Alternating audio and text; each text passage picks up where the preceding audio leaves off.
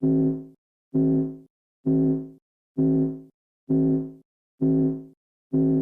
a sad fact. Most online courses fail. Not only that, but most online courses couldn't help but fail. They're doomed from the first minute that their creators started building them, all because of a single, very common and totally avoidable mistake. In this video, I'll explain what that mistake is and how you can easily avoid it and set yourself on track to online course business success. Hi, I'm Danny Iny, the founder and CEO of Mirasee and the author of books like Leverage Learning, Online Courses, and Teach Your Gift.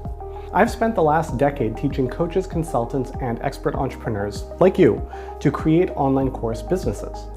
Not just to create online courses, but to build online course businesses, which means that sure, we work with our clients on their actual online courses, but also help them with the marketing and business logic that will be responsible for getting them the results that they actually want their online courses to create for them, like impacting more people and creating scalable profits.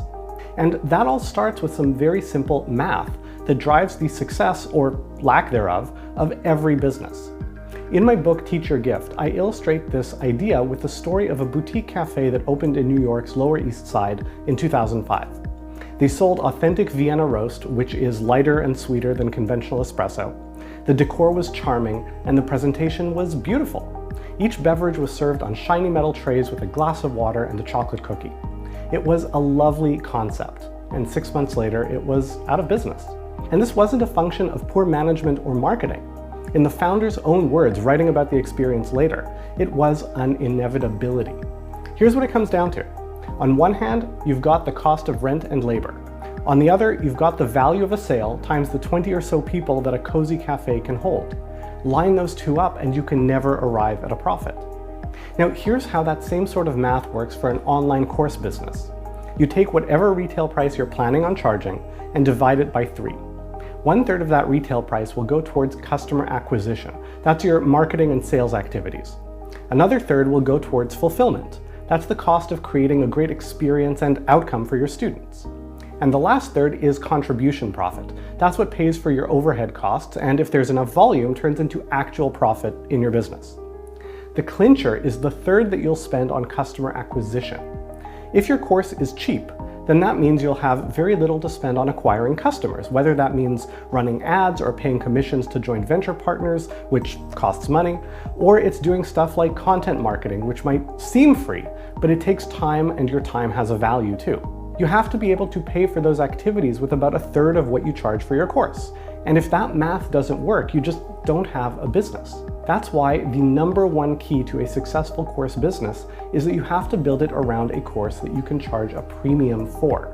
And the exact dollar amount of what constitutes premium is different from industry to industry, but here's what it means for our purposes. First, that it is an amount of money that you would be excited to be paid. And second, that it would require a considered commitment on the part of your students. Mark Morley Fletcher is a course building student of mine who had to think about this very carefully.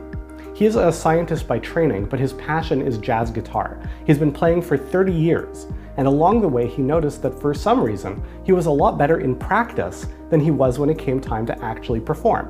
He wasn't enjoying the performance either. That led him to performance psychology, and after mastering it for himself, he built a course to teach the same techniques to other amateur musicians. Now, premium in the amateur musician space is just a few $100s. That meant he had to be really dialed in with what it cost for him to still deliver a great experience. And he worked in some really cool innovations, like a system whereby students upload recordings of their performance and get feedback from their peers. But the real clincher was that he was able to make the math work for the cost of running the ads and acquiring customers. And it's only because that math worked that he was able to profitably generate $317,000 in his first 3 years of operation. For your course business to actually be a business that impacts all of the people that you want to reach and generates all the scalable profits that you want to earn, you have to make that math work. And that almost always means you need to price your course at a premium so that you have room to maneuver in figuring out how to make the different parts of the business work. And again, premium means that it is an amount of money that you would be excited to be paid that would require a considered commitment on the part of your students. Now, here's something that might surprise you. As much as you need to charge a premium price for your online course business to work, it's your students that want and need you to charge a premium price even more. just so long as you build your course in the right way. I'll tell you all about that in the next video in this series. I'll see you there.